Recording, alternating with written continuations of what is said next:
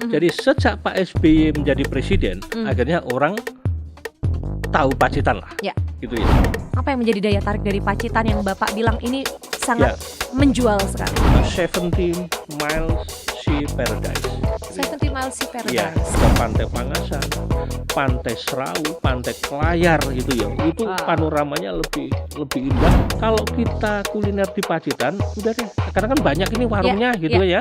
Itu nggak usah pilih-pilih. Random pilih aja pasti betul, dapatnya random enak. aja. Rontek ini masuk penghargaan 100 event nasional.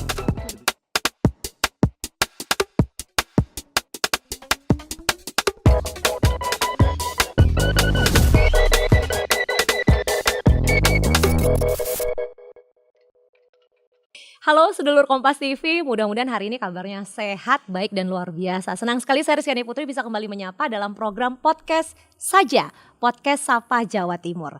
Kalau bicara tentang mutiara, apa yang langsung terlintas di benak Anda?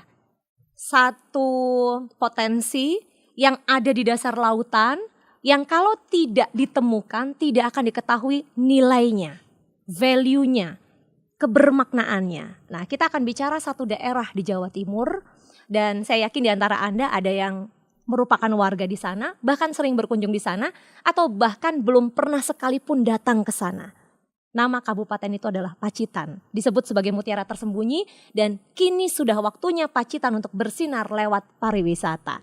Pada episode podcast saja kali ini, saya bersama dengan salah seorang putra daerah, asal Pacitan, asli Pacitan, lahir besar juga di Pacitan, namun mengabdi, sempat malang melintang juga, sempat datang ke Jakarta untuk berkarir secara profesional, dan hari ini beliau adalah anggota Komisi B DPRD Provinsi Jawa Timur dari fraksi Demokrat. Saya sapa beliau Bapak Indra Widya Agustina. Pak Indra, apa kabar hari ini Bapak? Alhamdulillah baik Mbak Putri. Aduh alhamdulillah, saya senang sekali ketemu Bapak. Karena kalau boleh teman-teman Demokrat warga Pacitan barangkali mendengar atau melihat Bapak itu sebagai anak yang pulang ke rumah setelah berkeliling kemana-mana begitu ya. Nah, ada satu hal yang menarik Pak. Sebelum nanti kita bicara tema potensi yang luar biasa dari Pacitan yang disebut-sebut sebagai mutiara tersembunyinya Jawa Timur. Bapak lahir besar di Pacitan. Betul. Betul. Ya Mbak Putri. Jadi saya lahir, besar, sekolah gitu kan, maksudnya sampai SMA gitu ya. Saya di Pacitan. Kemudian baru setelah itu karena di Pacitan tidak ada perguruan tinggi yang mungkin waktu itu memadai lah ya, atau itu saya hijrah ke Malang gitu, untuk melanjutkan studi di salah satu universitas tinggi Malang gitu ya. Setelah itu saya sempat balik lagi ke Pacitan sebentar. Kemudian baru hijrah ke Jakarta. Ini saya pengen ngobrol sama Bapak supaya lebih akrab. Mikrofon izin Pak, boleh minta tolong dibantu dekatkan sedikit? Nah, mantap. Waktu ke Malang, Bapak kan kuliah ya. Kalau boleh tahu kuliahnya apa Pak, studinya? Iya, jadi saya lulusan dari teknik mesin. Oh, alumni teknik mesin. Teknik mesin. Itu pilihan personal atau? Personal, karena didasari waktu itu saya suka ini Mbak, otak-atik sepeda motor. Jadi memang suka ngoprek kalau anak sekarang bilang ya. Dari bongkar, situlah gitu kan ya. pasang. Betul. Otomotif makanya, ya Pak? Iya, jadi dari situlah saya terobsesi menjadi ya kalau waktu itu kan anak kecil kan kalau ditanya itu cita-citanya jadi apa? Kalau nggak dokter, insinyur kan gitu ya. Betul. Nah itulah ya. Salah satu insinyur maksudnya kan dari lulusan teknik mesin itu, makanya saya pengennya di situ, dan kebetulan itu hobi saya, hobi tadi ya, sesuai dalam passion. arti, ya passion saya kan waktu itu suka ngotak-ngatik motor gitu ya. Nggak sekedar bongkar akhirnya, tapi bisa pasang lagi Pak. Itu beda sama saya kadang-kadang jago mungkin nggak bisa bongkar. mengembalikan secara sempurna gitu ya. Gitu, Tapi passionnya kuat sekali. Seneng aja, iya, betul. Oke. Itulah ya, Studi, jadi maksudnya latar belakang saya kenapa saya pilih teknik mesin. Dan ketika kemudian berkuliah teknik mesin, apa yang membentuk apa ya cara pikir, kemudian gaya hidup Bapak berkaitan dengan ternyata mesin itu punya sifat atau kekhasan yang tentu berbeda ketika kita bertemu dengan manusia Pak. Ya. Apa karena mesin lebih predictable ketimbang manusia salah satunya? Iya, jadi mesin gini ya, bagi saya dari sekian teknik gitu kan ya, kan ada teknik sipil, teknik mesin waktu itu ya pilihan yang populer kan di situ Mbak ya. Ternyata bagi saya nih, menurut saya teknik mesin itu ternyata yang namanya mesin harus presisi. Mesin harus presisi, karena kalau nggak presisi, fungsinya tidak akan berjalan optimal. Tidak akan berjalan, betul. Gitu. Jadi misalkan ini mohon maaf, misalkan kalau bangunan gitu ya, geser setengah senti aja masih nggak masalah. Tapi kalau urusan mesin gitu ya, geser setengah mili aja, gitu, itu akan bermasalah. Itulah. Jadi memang kami dituntut gitu ya untuk selalu sangat presisi. teliti, betul gitu. Itu pola pikir yang membentuk karakter Pak Indra hari ini. Iya, mungkin itu ya, mungkin ya. Jadi ini keluarga atau teman-teman lah yang mengatakan saya perfeksionis gitu kan. Jadi ya bagi saya ada untung dan enggaknya. Maksudnya menjadi seorang perfeksionis. Betul ya. Kelebihannya adalah dengan menjadi seorang perfeksionis segala sesuatunya betul-betul dipikirkan dengan matang ya Pak. Iya, hati-hati. Gitu. Betul. Tapi kelemahannya di satu sisi Mbak, ada kelemahannya menurut saya kalau merasa nggak sempurna, saya nggak akan mau. Lah padahal kalau kita nunggu sempurna kapan? Tidak akan pernah memulai. Betul. Itu kelemahannya di situ. Dan dalam berbagai hal gitu ya, misalkan teman saya yang lebih berani gitu ya. Mereka ya kita mengukurnya juga inilah ya, maksudnya dari sisi materi atau apalah ya, keberhasilan itu kan yang paling kan orang paling mudah orang lihat kan dari situ gitu ya. Maksud saya di situ loh ya. Maksudnya ini untuk indikator kesuksesan ya. Jadi ketika seseorang melakukan sesuatu gitu ya. Betul itu. Karena saya cenderung itu tadi. Semua saya saya hitung gitu ya. Akhirnya istilahnya kalau yang lain kan mungkin itu urusan belakangan. Yang penting maju dulu. Jalan dulu, berangkat betul dulu. Itu. Saya pikir dulu gitu. Bisa enggak? Mampu enggak? Itulah. Akhirnya mungkin kalau dari sisi itu saya bisa dibilang saya kurang cepat lah ya, atau tertinggal dibanding teman yang lain gitu. Kekuatan Bapak, kalau saya bilang Bapak kan tipe yang visioner ya, jadi melihatnya 5-10 langkah ke depan sebelum memulai langkah pertama. Ada dua aspek, akhirnya melangkah atau memutuskan untuk tidak melangkah, karena Bapak tidak mau mengambil resiko yang membahayakan akibat dari pilihan atau langkah itu. Betul, iya. Jadi itu tadi Mbak, kalau misalkan ini diterapkan di dunia bisnis gitu ya. Saya secara profesional mengalami keterlambatan. Karena itu tadi ekstra hati-hati. Orang bisnis, bisnismen gitu ya, taruhlah seperti itu memang harus berani mengambil risiko, harus berani akan di situ kan banyak unsur gamblingnya juga gitu ya. Kalau nggak berhasil ya gagal. Melihat kan peluang, gitu ya. betul. Gitu kan. Itu yang selalu katakanlah menjadi penghambat gitu ya bagi saya di dunia ini ya. Itu karena itu. Jadi saya akan berhitung kemungkinan ini, kemungkinan berhasilnya dikit gitu ya, udah nggak jadi ya. Gitu. Itulah ya salah satu kelemahan atau kekurangan bagi sebagai seorang individu. Bapak menyadari perfeksionis itu punya dua mata pisau ya, menguntungkan sekaligus merugikan. Tapi kan kita juga harus belajar dari itu gitu. Maksudnya itu tadi. Saat itu mungkin pola pikir saya seperti itu gitu ya. Harus bisa dulu, harus sempurna dulu baru dimulai, baru melangkah. Kan enggak, ini dalam perjalanan hidup saya atau pengalaman saya yang sudah saya jalani sekian lama, akhirnya saya kan juga belajar Mbak ya. Ternyata tidak harus nunggu sempurna gitu kan ya. Untuk lebih fleksibel, adaptif. Betul, betul. Kita harus bahkan ternyata modal berani itu nomor 1. Bisa dibilang gitu. Makanya saya menuntut kepada bukannya menuntut lah ya, saya berharap mendorong kepada anak-anak saya, maksudnya gitu. Keluarga anak-anak. Karena saya belajar dari pengalaman saya pribadi gitu kan. Itu saya ingin gitu kan ya. Dan ini juga saya sampaikan ke anak saya gitu ya. Papa dulu gitu kan, misalkan baru berani ngomong di saat ini gitu kan, saat kuliah, saat sebelumnya nggak berani gitu. Itu saya saya motivasikan kepada anak saya supaya anak saya lebih berani dari saya, gitu Mbak. Karena memang ternyata keberanian itu juga suatu modal tersendiri, gitu ya. Yang penting berani dulu, gitu ya. Betul. Salah gagalan itu nomor 2, gitu. Karena kita itu bisa belajar, betul. Kita bisa belajar dari situ. Saya melihat Pak Indra dengan kehati-hatian, dengan perfeksionismenya ini, artinya sejak muda memang ketika memutuskan untuk melakukan sesuatu, itu pasti sesuatu yang sudah Bapak lihat aspek positif negatifnya. Sehingga apapun yang Bapak tekuni, apapun yang Bapak terjuni, itu betul-betul sudah melewati pertimbangan yang matang, sehingga boleh dibilang potensi gagalnya sangat kecil. Dengan kematangan persiapan itu. Dengan dalam hal tertentu Mbak ya, tapi dalam hal tertentu yang lain gitu ya, ternyata nggak jaminan juga.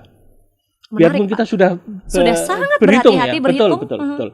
Ternyata kondisi di lapangan atau kenyataan itu tidak selalu sesuai dengan prediksi kita. Gitu. Dan saya juga pernah melakukan, maksudnya gini ya, selama ini saya kan banyak bekerja ke orang lain ya, karena saya, maksudnya saya sebagai pegawai swasta. Nah, disitulah di suatu masa kesempatan gitu ya, ada momen. Betul, dan saya juga punya momen itu dalam arti dari hasil jerih payah saya selama ini, kiranya bisa deh ini untuk modal saya ingin belajar mandiri. Saya ingin mempunyai apa ya, maksudnya ya kegiatan sendiri gitu Mbak ya, maksudnya perusahaan sendiri lah gitu ya. Nah itu saya coba. Saya pernah akhirnya mencoba satu waktu? Iya. Membangun bisnis ya Pak ya? Iya betul, membangun bisnis sendiri ya. Lalu? Nah, itu tahun berapa itu Pak kalau boleh tahu? Kisaran tahun berapa? 90-an, 2000-an awal? 2012-an. 2012. Ya. Pernah memutuskan untuk membangun bisnis sendiri. Betul. Lalu? Itu saya bikin pabrik di Cirebon, Mbak. Iya. Di Cirebon. Produksi apa, Pak? Briket dari tempurung kelapa. Oke. Menarik. Udah akhirnya ya kenapa saya milih di Cirebon? Karena dari ya survei saya waktu itu gitu kan ya, yang sudah terkondisi dalam arti apa ya, lingkungan yang mendukung untuk pabrik produksi briket dari tempurung kelapa ini di Cirebon. Karena di Cirebon itu sudah banyak Mbak. Gitu ya. Dulu kan Cirebon dikenal dengan apa itu rotan ya. Bapak izin geser sedikit kursi ke kiri Pak. Permisi sedikit. Oke. Di Cirebon dikenal dengan rotan. Di Cirebon dulu ya dikenal dengan penghasil rotan ya. Penghasil rotan ya, pengrajin rotan. Pengrajin rotan. Nah, akhirnya kan banyak yang gulung tikar gitu kan ya. Ya karena situasi kondisi waktu itulah ya, saya kurang tahu. Ini intinya mereka dari pengrajin rotan itu banyak yang beralih ke briket tempurung kelapa. Gitu pada saat itu ada peluang pasar. Iya, betul. Lalu? Terus akhirnya ya udahlah berdasarkan survei kecil saya tadi, ini Cirebon gitu kan ya. Yang lingkungannya sudah terbentuk di situ untuk apa ya, membuat pabrik baru ya, tempurung kelapa tadi. Akhirnya udah, makanya saya putuskan di Cirebon. Selain memang waktu itu pertimbangan saya UMR-nya kecil. Maksudnya dibanding Jakarta, sebagai Karawang, pelaku usaha Bekasi, tentu itu jadi pertimbangan karena kan akan menjadi cost ya. Betul. Bagi perusahaan. Iya. Udah Mbak, akhirnya kita putuskan di Cirebon. Disitulah dimulailah tahun 2012. Betul, saya mulai perjalanan saya merintis itu ya, namanya merintis ternyata biarpun itu tadi sudah saya hitung secara ini ya. Udah itu sudah dibekali pengalaman juga. Ya, udah lama banget lah ya kami menghitung itu ya. Itu ternyata juga ada hal-hal yang di luar ini kita Mbak gitu ya. Dari aspek apa Pak? Pasar, marketing strategi? Sebetulnya saya nggak enak ngomongin, tapi ya memang ini suatu pengalaman ya. Dalam arti gini Pak, partner kami gitu kan ya, ternyata kurang komit lah di situ. Oke, kurang komitmen. Betul. Misalkan gini, saya pesan mesinnya gitu ya, untuk memproduksi itu tadi. Itu tuh dibilang gitu ya, misalkan dengan speknya sekian gitu ya, itu menghasilkan kapasitas yang sekian, dijanjikan betul, oleh partner. Ya, gitu kan ternyata kan nggak sesuai. Tidak mewujud. Padahal itu biayanya juga besar gitu kan ya. Ya, ternyata nggak sesuai gitu kan ya. Kapasitas nggak terpenuhi, bahkan kerjanya juga kurang bagus gitu ya. Maksudnya padahal kerja mesinnya permintaan pasar bagus pada saat itu Pak. Bagus. Artinya problemnya pada produksi ya Pak. Pada saat itu problemnya produksi. Iya. Itu Mbak. Jadi dari situ Bapak jadi belajar di situ banyak. aja kita udah banyak rugi. Gitu ya. Karena kan akhirnya itu tadi 2012 dibangun, Bapak akhirnya memutuskan untuk mempertahankan sampai tahun berapa Pak? Sebagai dengan status pelaku usaha waktu itu. Itu kurang lebih 4 tahun Mbak. 2016. Iya. Bapak kemudian mulai mempertimbangkan untuk ini harus dilanjutkan atau berhenti? Iya. Dengan berbagai pertimbangan ya, karena artinya kan Tentu. akan ada penghentian karyawan. Iya betul. Jadi gini, kebetulan ini kemarin ya, gara-gara ini akan ada salah satu perusahaan besar raksasa di Kediri, gitu kan ya, yang sekarang juga sudah mulai melakukan PHK lah ya. Nah itu kan makanya kemarin ini saya dengan teman-teman dari komisi staff saya, dengan staff, staff saya, waktu itu kan obrolan berada di jalan Mbak ya, saya pas on the way ke mana kemarin ya. Intinya disitulah saya juga sempat bilang gitu ya. Bahkan itulah ya, kalau orang yang profesional benar ini, udah matang dalam berbisnisnya, begitu ada istilahnya penyusutan atau pengurangan income omset begitu ya Pak ya, laba gitu ya, mereka harus memutuskan dengan cepat untuk melakukan tindakan-tindakan yang diperlukan. Misalkan itu tadi ya tentu dengan akhirnya mem-PHK gitu kan ya. Karena untuk efisiensi. Kan gitu ya. Nah, bedanya dengan yang belum profesional seperti saya pada saat gitu itu adalah saya karena melibatkan betul, perasaan, feeling, rasa Mbak. Empati. Saya kasihan. Bener ini serius ini. Baru kemarin nih tanya itu dengan kawan staf yang hari ini ikut ke sini juga. Iya, yang ikut ke sini. Itu saya karena pakai perasaan, saya kasihan Mbak. Sehingga Bapak ibu-ibu rumah tangga, betul. Dan menunda-nunda sekian tahun, Bapak sangat rugi, buat gitu kan ya. Tangga Bapak, tapi keluarga. Tapi itu saya pertahankan, saya nggak tega gitu ya, mau mem-PHK itu nggak tega. Ada perasaan itu tadi kasihan, saya melihat ibu-ibu yang udah jadi inilah ya, udah gitu, ya betul, saya pertahankan Gus, gitu kan ya. Saya bilang gitu kan ya, ini saya pertahankan sekian tahun gitu kan ya. Betul-betul saya rugi ini gitu kan ya. Tapi saya pertahankan. Nah, itulah ya. Itu bedanya gitu kan ya. Pelajaran yang sangat berharga sekali Pak Indra. Betul. Tapi saya juga bilang, tapi apapun itu saya enggak menyesal gitu ya. Karena itu sudah karakter Mbak ya. Maksudnya itu tadi gitu kan ya. Ketika memutuskan untuk memulai, sudah melewati proses pertimbangan yang matang, Bapak akan mempertanggungjawabkan itu. Iya. Gitu. Jadi maksudnya tidak ada yang perlu disesali, gitu kan ya, tidak ada.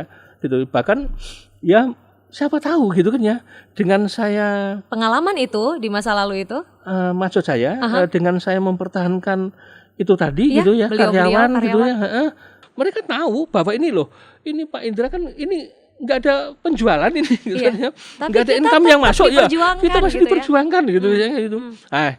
Seperti itulah ya. Jadi mungkin kembali lagi Mbak, bagi saya intinya hidup ini bukan sekedar kita cari materi sebanyak sukses, enggak gitu kan ya. Bagi saya justru apa sih yang bisa kita berbuat untuk orang lain. Nah ini Pak, itu jadi karena itu urusannya bukan cuma di dunia sampai di akhirat nanti. Betul Pak Indra, menarik sekali. Karena tadi sebelum podcast ini dimulai Bapak cerita, Bapak sudah sejak sebelum 2004 sebetulnya menerima pinangan atau penawaran untuk terjun ke politik. Bapak sempat bantu-bantu lah istilahnya ya, ketika awal Partai Demokrat berdiri. Bapak support ayah Bapak yang pada saat itu ketua DPC Demokrat pertama di Kabupaten Pacitan. Bapak support di belakang layar sedemikian hingga sampai akhirnya Demokrat berhasil meraih suara secara signifikan. Kemudian Bapak Susilo Bambang Yudhoyono juga menjadi presiden negara ini. Dan setelah itu Bapak justru memutuskan ketika sudah terbentuk nih, sudah berhasil Bapak talas, Bapak memutuskan untuk menarik diri dan Bapak menekuni bidang profesional yang memang menjadi passion utama Bapak. Waktu berjalan, Bapak ke Jakarta, Bapak bekerja profesional, Bapak sempat di Cirebon juga 4 tahun membangun bisnis, Bapak memperjuangkan karyawan dan keluarganya sampai di satu titik ini gak bisa dipertahankan lagi, selesai. Dan kemudian ada pilihan-pilihan dalam hidup yang Bapak buat. Salah satunya setahun lalu, Bapak akhirnya menerima penawaran untuk secara serius terjun ke politik. Di saat banyak orang harus membangun, ini Pak, kalau bicara elektabilitas, proses yang panjang bertahun-tahun. Bapak sekian waktu, istilahnya dideketin nih ya, ayo Pak support, Bapak menolak. Sampai di satu titik Bapak akhirnya melewati proses yang Bapak cerita kontemplasi, sampai sholat malam juga Pak, untuk membuat keputusan waktu itu. Betul Mbak Putri, karena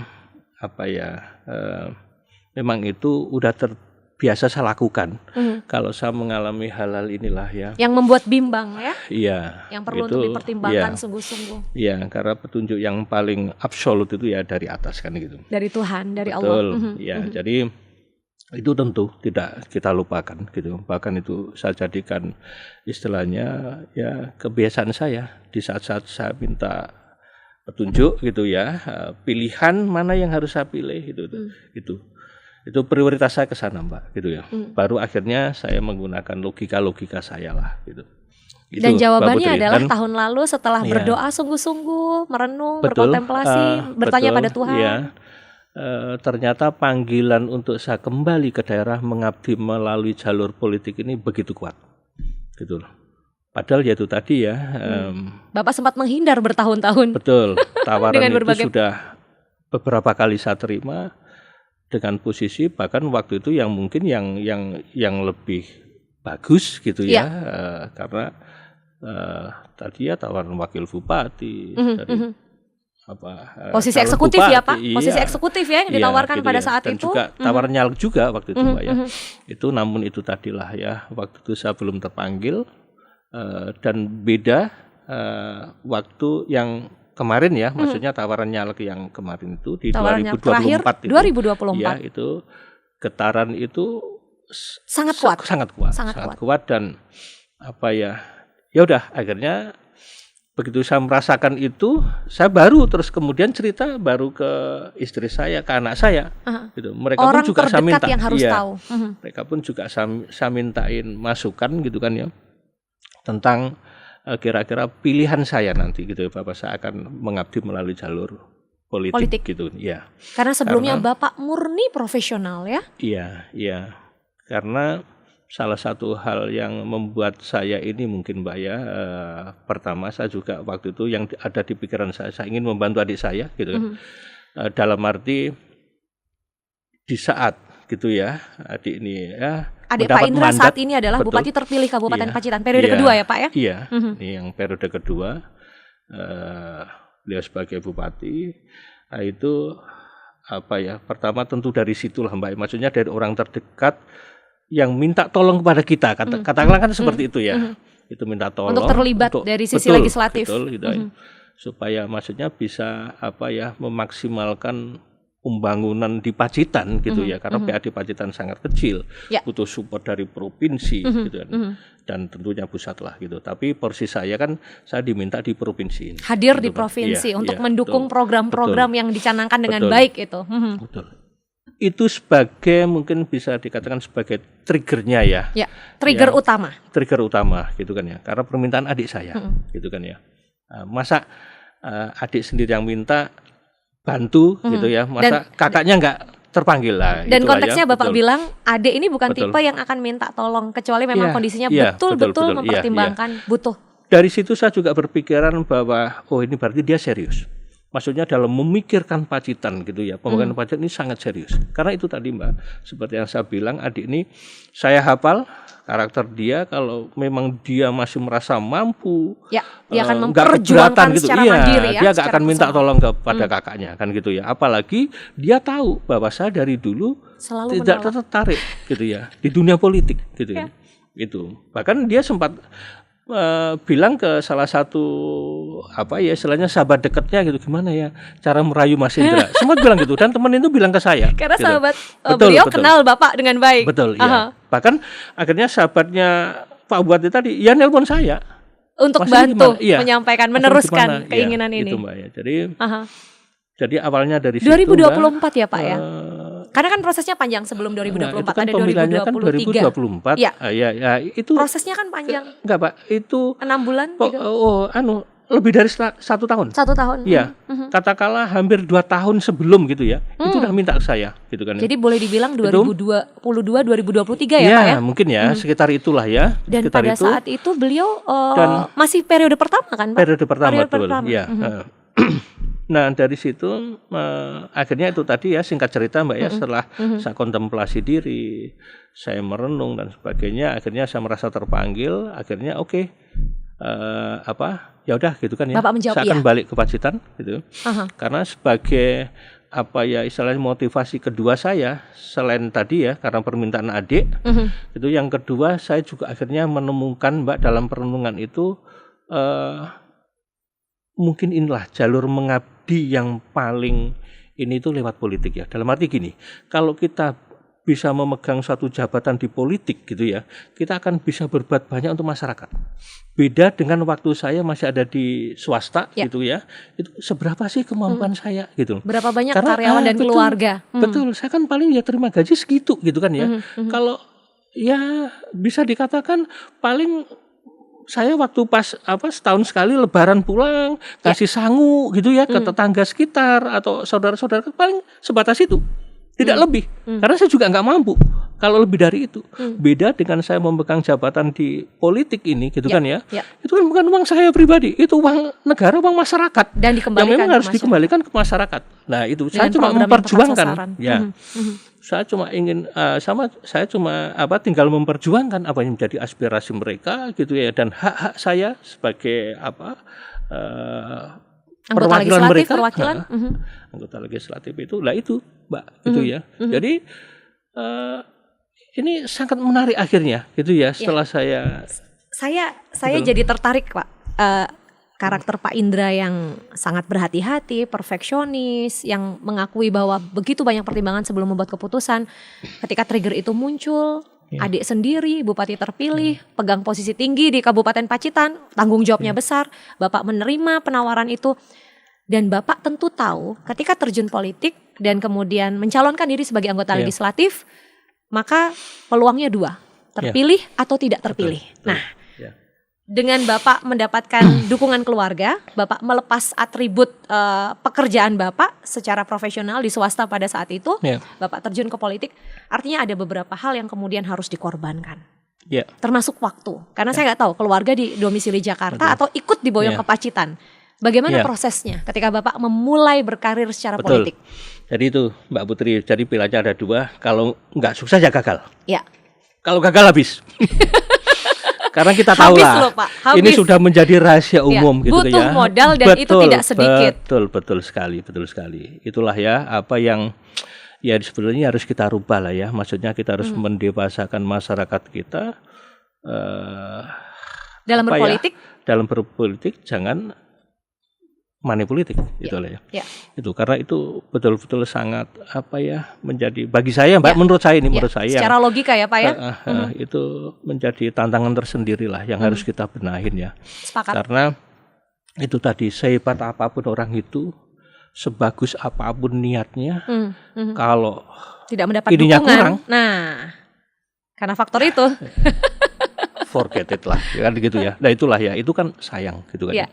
Padahal yang namanya wakil gitu ya, maksudnya mewakili masyarakat, aspirasi rakyat itu kan harus orang yang punya amanah dan niat serta tujuan yang baik memang gitu loh ya. Itu. Nah, itu Mbak. Jadi itu sudah saya pikir. Namun kembali lagi, salah satu tadi kan juga sudah dijublek ya. Saya kelahiran Agustus Mbak, bintang Leo. Katanya gitu ya.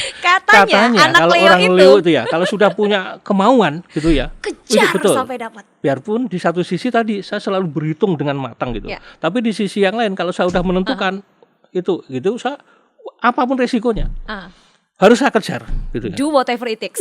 Mbuh piye carane? Betul. Kudu dilakoni. Betul gitu ya. Nah, makanya untuk menunjukkan keseriusan saya dan kemauan saya yang tinggi waktu itu gitu ya, bahkan jauh hari, jadi kurang lebih ya itu hampir hamin 2 tahun Mbak. Hamin 2 tahun saya tuh udah bergerak. Saya udah pasang baleho, bahkan masyarakat Pacitan gitu ya pada bingung waktu itu. Maksudnya gini ya, enggak gini Mbak. Ya kan ya rata-rata udah kenal saya lah ya. Udah familiar sudah kenal saya ini. Walaupun tidak terjun politik tapi sudah familiar dengan sosok Bapak. Itu gini loh, Mas Indra kan nyapo gitu kan ya. Nyalon lurah, nyalon jadi foto bupati itu juga dipajang belum tanpa waktunya. ada keterangan apapun. Kan nggak boleh kita misalkan betul. Itu masih sekian jauh gitu ya. Jadi ini judulnya pengenalan nih, penetrasi pasar, pengenalan produk dulu. Cuma gini Mbak, waktu itu ya saya pasang foto saya Indra Widya Agustina, udah gitu aja. Nama dan foto, udah itu aja. Iya, foto dan nama udah Di Indra Bekti titik-titik Agustina strategis. udah. Berapa titik Bapak Makanya pasang di Pacitan? Ya banyak lah Mbak, banyak gitu. Dan Bahkan itu gini ya, modal ya, oh, modal. nyetaknya, gini, izin pasangnya. Bahkan ini ada rombongan, ya terus terang gini lah, Pak SBY sekarang kan sering ke Pacitan ini, Ya, gitu ya. betul. Waktu itu, karena Pak Satu SBY juga destinasi ada utama museum. beliau, betul. Beliau punya museum gitu ya, di Pacitan. Lah rombongan beliau yang mengikuti beliau ini kan beliau sering naik darat ini kalau Ya, ke Pacitan jalur Mbak. darat, Naik jalur bis darat. ya. Itu tuh tanya ya, yang melihat itu ya baliho-baliho saya tuh begitu Seperti saya penyambutan menjemput ya. kedatangan beliau kan saya kalau ya waktu itu kayak karena saya sering di Pacitan Mbak, saya kan pasti menjemput ini di museum gitu kan ya. Jadi kedatangan beliau gitu ya. Itu pengiringnya beliau pasti bilang gini, Mas, kok udah pasang baliho? Ini kan maksudnya kan masih jauh banget. Masih jauh, gitu. 2 tahun masih sebelum. jauh banget Artinya, gitu. niati, gitu kan? Iya itu Mbak, iya Niati. itu. Jadi ini kok udah pasang ini kan masih jauh gitu. Yang lain aja udah Yang lain aja masih pada Masih tidur. nanti. Loh, masih pada tidur waktu itu. Iya. Ini bangun lebih awal. Itu, ini kan saya bilang gini Bang gitu. Saya kan pendatang baru ini gitu kan. Jadi newcomer. betul, Rising star. newcomer. Jadi saya kan harus jauh hari memperkenalkan diri saya gitu kan ya. Nah, Sekalipun itulah ya. publik belum tahu ini arahnya kemana, Belum tapi tahu, artinya Pak itu Indra tadi, harus Pak. Iya, mendekatkan diri kepada publik Betul, Pacitan. betul. Nah, itu Mbak. Dan itu Jadi salah satu strategi yang strategis ya. Iya sih ya, ternyata baliho itu juga sangat efektif gitu ya. Daripada ya mohon maaf lah, mungkin kalau kita bikin di medsos yang ini kan belum tentu orang belum tentu ya gitu ya. Betul belum tentu ya. berdampak. Tapi kalau ini kan Kita bicara pasarnya. iya, orang lewat situ iya. Yang penting kan udah tahu kan ya, maksudnya dapil kita di situ ini, itu ya udah pasang aja di situ tuh ternyata itu orang mengenal pertama luar biasa situ, 2 tahun sebelum, dan itu Bapak sudah masuk partai 2 tahun sebelum otomatis sudah bergabung partai ya? Iya betul ya. Jadi jadi gini prosesnya gimana tuh Pak? gini Mbak Putri, jadi begitu saya ada niat gitu ya, saya juga ya terus terang ini salah satu almarhum Bendum Partai Demokrat Mas Renvil yang kemarin kecelakaan Mugi gitu kan ya, itu telepon saya waktu itu, Mas minta KTP gitu. Buat apa Mas gitu ya. Udah Mas Indra masuk pengurusan nanti. Oh gitu.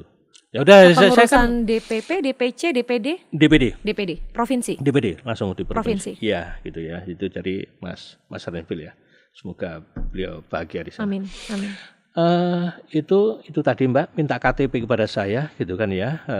Ya udah saya kirim lewat WA kan gitu kan ya udah. Oke Mas ini udah.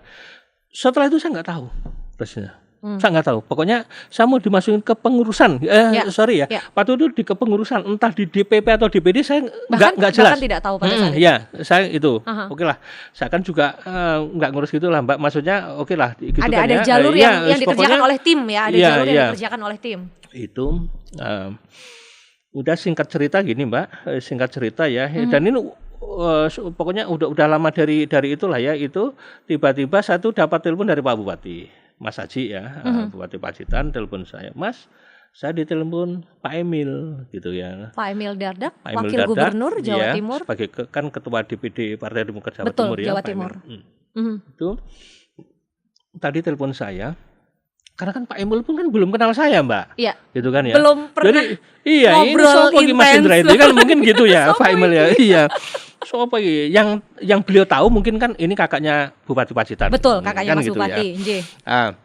Akhirnya telepon Pak Bupati Pacitan gitu. Intinya menyampaikan bahwa saya sudah masuk di kepengurusan DPD gitu kan ya, sebagai wakil ketua waktu itu. Jadi kemudian ya itulah ya Pak Bupati, Mas Haji yang telepon saya, Mas ini saya ditelepon Pak Emil gitu ya, untuk menyampaikan ke sampean udah jadi kepengurusan di DPD. DPD ya, sebagai apa? Wakil ketua gitu kan ya. Kaget gitu Pak? ya. Oh kaget. Masuk langsung posisinya wakil ketua. Kaget Mbak. Terus saya sempat tanya terus. Loh siapa yang minta? Wis nggak tahu lah. Mungkin ini dari artinya ketum. keputusan internal, betul Pak Ketum. Gitu Mbak. Jadi anunya si Mas Haji ya gitu. Terus oke. Ya udahlah kalau memang itu udah istilahnya perintah atau petunjuk ketemu saya siap gitu. Dari situlah Bapak mulai pulang ke Pacitan karena kan awalnya domisili Jakarta. Langsung saya pulang ke Pacitan. Gak begitu lama karena itu tadi Mbak. Saya tahu, maksudnya kalau udah seperti itu saya harus serius. Ya. Harus serius gitu kan ya. Sip. Daripada malu-maluin nanti. Ini obrolan seru. Bapak udah balik ke Pacitan, maka saya akan langsung masuk ke tema kita. Bagaimana Bapak melihat Pacitan hari ini dibandingkan Pacitan ketika Bapak masih anak-anak dulu? Karena kan tentu sekarang di tangan kepala daerah yang notabene adalah keluarga ya. Bapak akan melihat potensi yang ada di dalamnya yang mungkin dulu belum tersentuh sejak Pak SBY menjabat presiden, itu kemudian di blow up secara terbuka di media, bahkan ada museum di situ. Potensi wisata yang orang nggak banyak tahu dan Pacitan itu betul-betul jadi hidden gem, surga tersembunyi. Tentu perubahannya sangat jauh Mbak ya, dalam arti waktu itu gini, saya juga punya pengalaman yang menarik dan menggelitik gini. Saya kan kuliah di Malang. Kan dulu nggak tahu ya, pokoknya kok ada perkenalan gitu ya, perkenalan atau ditanya gitu ya, dari mana gitu kan ya. Saya bilang dari Pacitan, nggak ada yang tahu Pacitan itu mana. Itu sebelah mana, ada di provinsi mana. Betul itu kan ya. Di peta ada nggak? Wah saya itu sampai terus terang gitu. Wah, menggelitik tuh momen itu, berkesan sekali. Lalu ini kan ya itulah Mbak ya, dalam arti apa? Sekian puluh tahun yang lalu gitu ya, orang itu nggak pernah dengar Pacitan aja nggak pernah dengar gitu ya. Namun gitu ya sekarang gitu kan ya sangat berbalik dan harus diakui itu karena SBY putra Pak SBY, betul. Pacitan. Jadi sejak Pak SBY menjadi presiden, akhirnya orang tahu Pacitan lah, gitu ya. Bahkan yang bukan orang Pacitan akhirnya ngaku-ngaku orang Pacitan. Itu loh, dan itu kenyataan loh ya. Itu bukan cuma sekedar apa istilahnya ya, gimmick atau enggak Mbak loh. Loh saya tinggal di Jakarta, saya juga gitu. Awalnya dia kan nggak tahu saya orang Pacitan, ketemu dia mana Jawa Timur gitu kan ya. Bener serius. Mana? Gitu kan. Jawa Timurnya mana gitu kan. Pacitan. Loh, saya juga Pacitan. Oh iya, saya sangat antusias ya kalau misalkan ketemu di perantauan sesama dari ini Kabupaten yang Pacitan sama. gitu kan. Pacitan, saya semangat sekali. Setelah ngobrol mana, Pak gitu kan ya. Wah akhirnya gitu ya, geser-geser ke itu ke arah mana itu kalau ke Ponorogo itu. Itu Mbak gitu kan ya. Ternyata bukan Pacitannya, bukan tapi Pacitan. pinggir Pacitan. Ponorogo loh. Selatan Panjang. Itulah ya, maksudnya lebih gitu mudah lah. Ya memperkenalkan. Betul. Apa yang membedakan menurut Pak Indra Pacitan dulu dan Pacitan hari ini? Potensi yang ada di dalamnya. Sangat banyak ya, terutama untuk kemajuan inilah Mbak ya, apa infrastruktur dan segala fasilitas yang dalam arti gini. Dulu kan itu apa fasilitasnya kan masih sangat inilah, pabrik juga nggak ada, maksud saya gitulah ya. Iklim investasinya nggak seramah hari ini dulu betul, ya. Gitu kan ya. Lah sekarang gitu ya, sekarang Pacitan mempunyai yang pertama gitu ya, PLTU juga gitu ya. Ada dan PLTU besar betul. PLTU di Sudimoro, di Kecamatan Sudimoro. Itu apa Mbak? Itu proyek raksasa lah gitu ya. PLTU nggak sembarangan gitu ya. Maksudnya itu salah satunya berada di Pacitan gitu ya. Itu otomatis ya, itu bisa menyerap tenaga kerja banyak gitu ya, dan membantu mengangkat untuk pertumbuhan ekonomi di Kabupaten Pacitan. Gitu. Terus ada pabrik rokok gitu ya, dan pabrik-pabrik yang lain lah ya. Itu sekarang sudah mulai muncul. Apalagi ditambah lagi Pak SBY juga membuat museum gitu ya, yang mana menjadi museum ikon. itu juga kelas dunia lah gitu ya, bukan sekedar kelas nasional, karena luar biasa lah itu bagusnya dan besarnya museum museum dan galeri SBY Ani.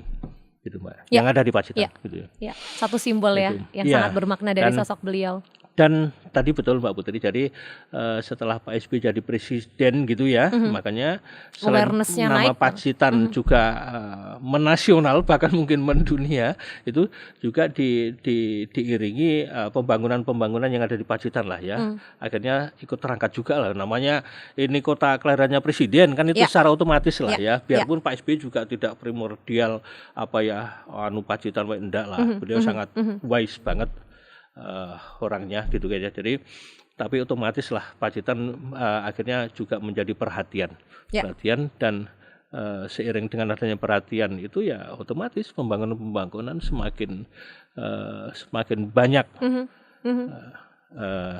yang terjadi di Pacitan. Dan itu juga tentu dari langkah strategis program yang dibuat oleh kepala daerah hari ini ya Pak ya.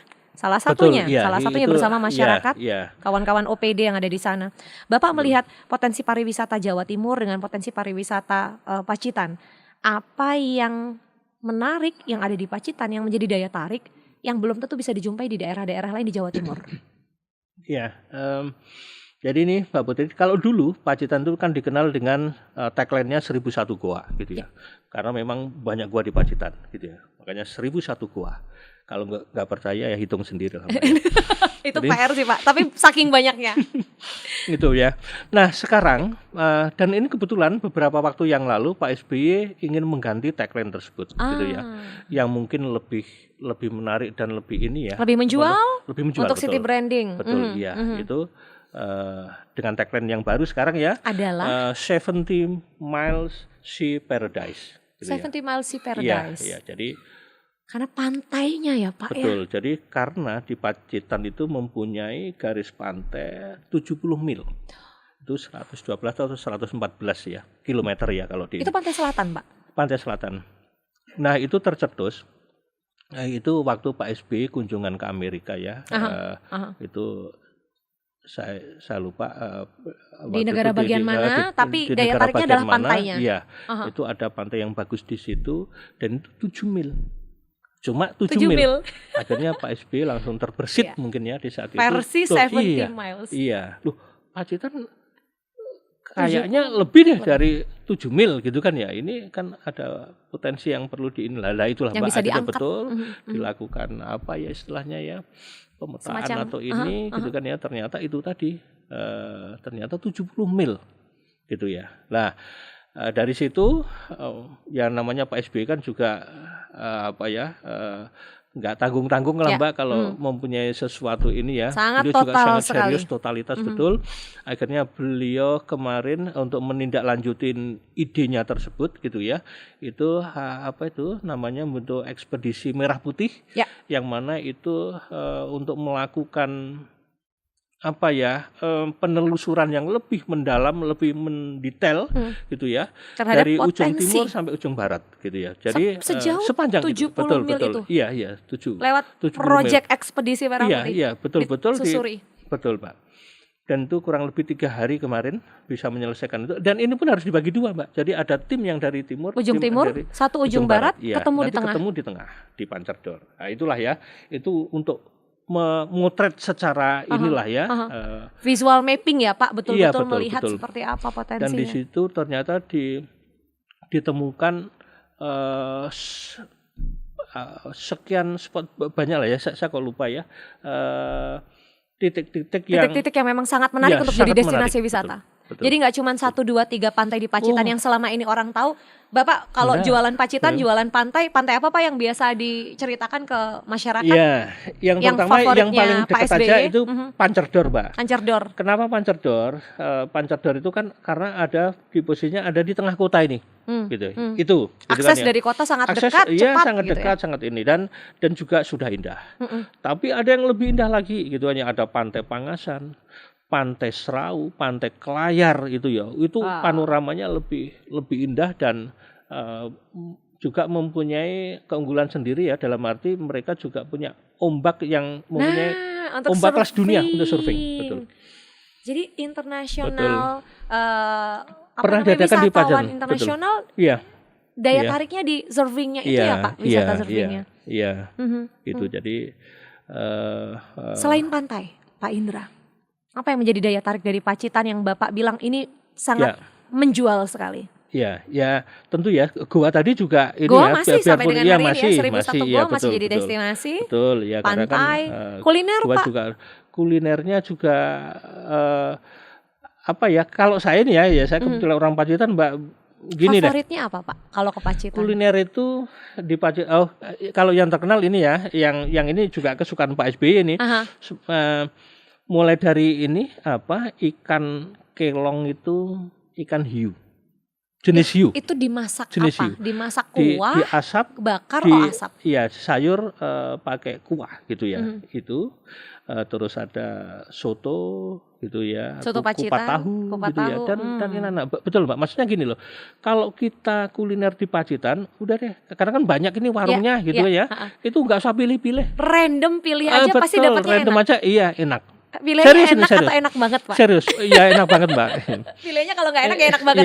Nggak ada yang nggak enak ya warungnya ya. Betul gitu ya. Ya ini mohon maaf ini kalau di tempat lain gitu ya, saya tuh sampai akhirnya berapa kali baru menemukan, oh ternyata ini yang enak gitu ya. Itu beda Mbak, beda dengan Pacitan. Nah, sebagai anggota DPRD Komisi B, salah satunya kan pariwisata dan ekonomi kreatif yang dibidangi oleh Bapak dan rekan-rekan di Komisi B. Apa yang 1 tahun terakhir, karena Bapak juga boleh dibilang belum lama terjun politik, belum lama bergabung di partai, dan Bapak melihat ada banyak hal yang bisa diperjuangkan lewat kehadiran Bapak sebagai anggota legislatif di Komisi B untuk pariwisata dan ekonomi kreatif di Kabupaten Pacitan. Iya. Sejauh ini, 1 tahun terakhir ini, apa yang sudah Bapak kerjakan? Iya, alhamdulillah Mbak, biarpun baru 1 tahun ya saya udah berbuat lah ya, biarpun itu belum banyak. Misalkan dari sisi sesuai bidang saya ya di Komisi B yang membawai selain pariwisata kan ada kelautan, perikanan. Itu kemarin saya sudah ya alhamdulillah bisa memperjuangkan untuk memberikan bantuan alat tangkap berupa jaring gitu ya untuk meningkatkan kesejahteraan mereka ya, untuk nelayan. Dan untuk ekonomi kreatif UMKM lah ya, UMKM gitu.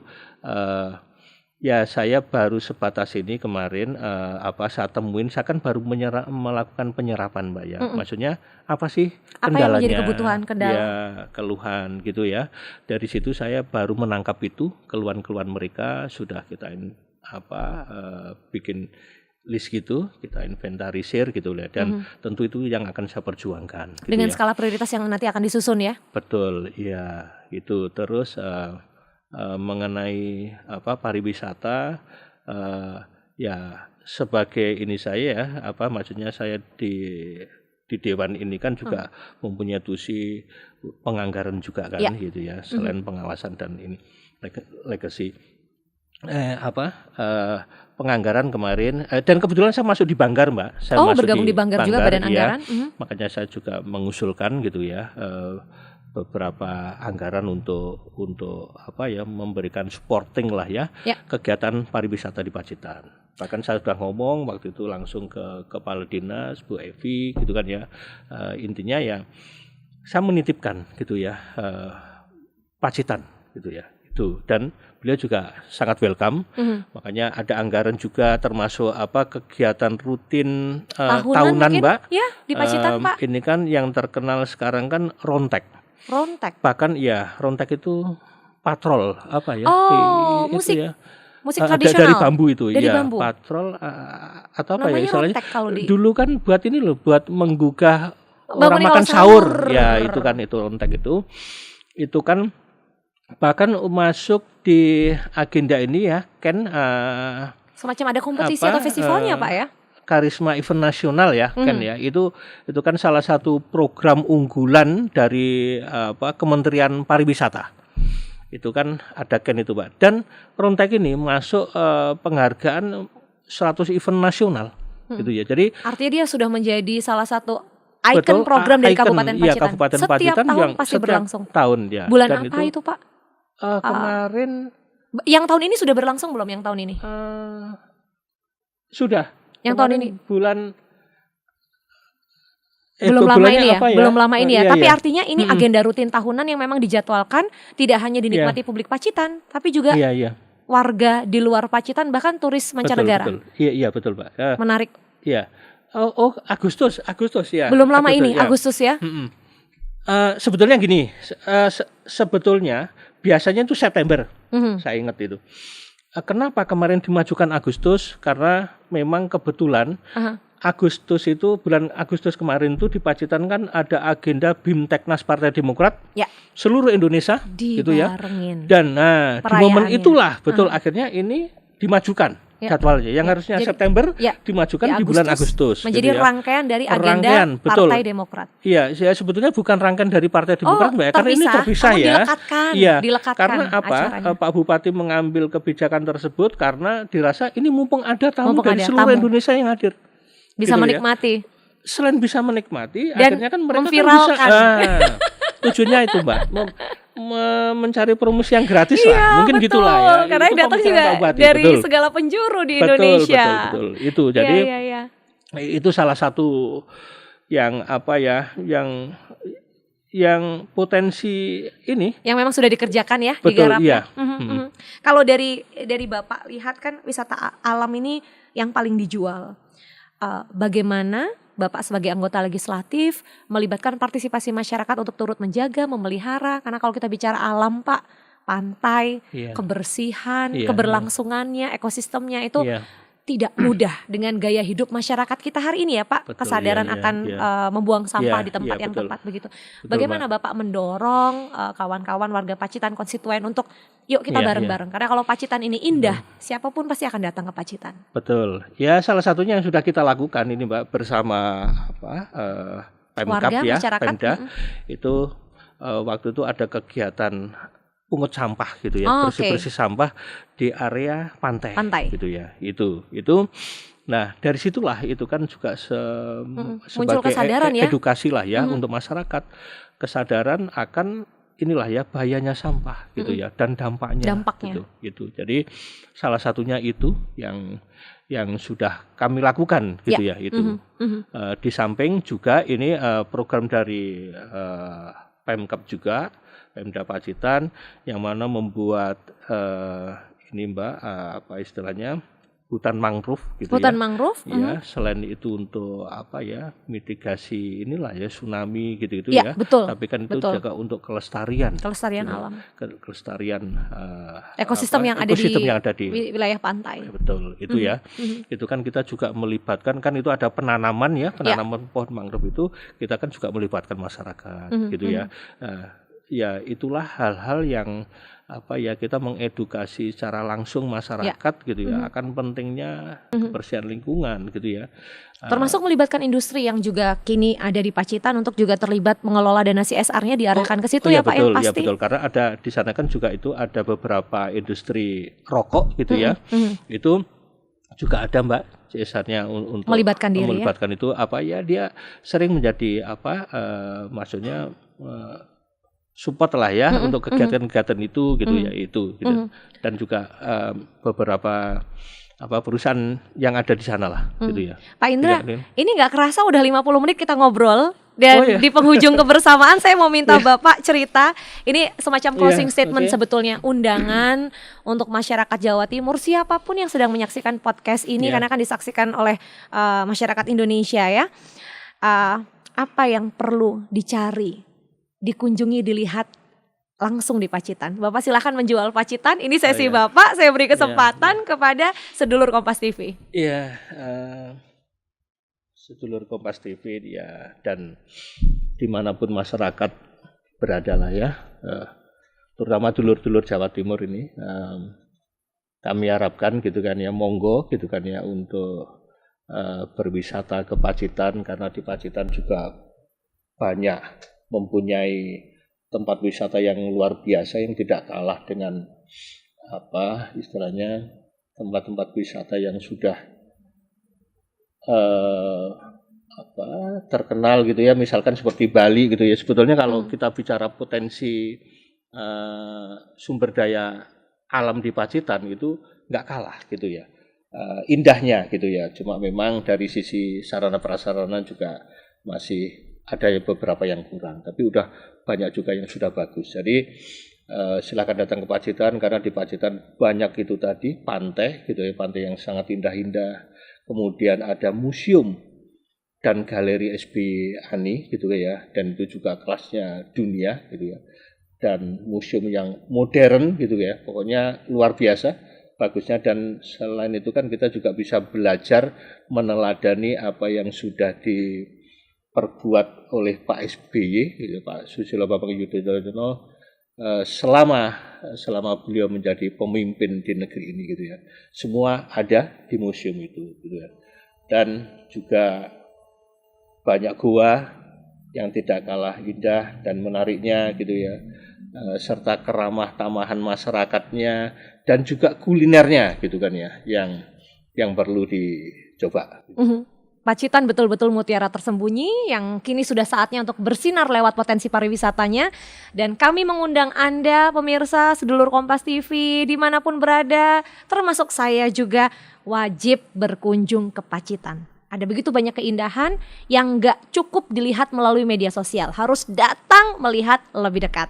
Bapak Indra Widya Agustina, anggota Komisi B DPRD Jawa Timur dari fraksi Partai Demokrat. Terima kasih atas waktunya hari ini, cerita tentang Pacitan, cerita tentang pengalaman Bapak, dan saya berharap di lain kesempatan Bapak berkenan kami undang kembali, kita ngobrol seru lagi ya Pak ya. Siap, terima kasih. Sehat selalu Bapak. Amin. Salam buat keluarga besar. Makasih. Terima kasih. Kita ketemu di episode berikutnya bersama Podcast Saja. Podcast Sapa Jawa Timur, persembahan Kompas TV independen terpercaya. Saya Rizky Putri pamit. Terima kasih, sampai jumpa. Matur nuwun sangat Bapak, monggo diunjuk.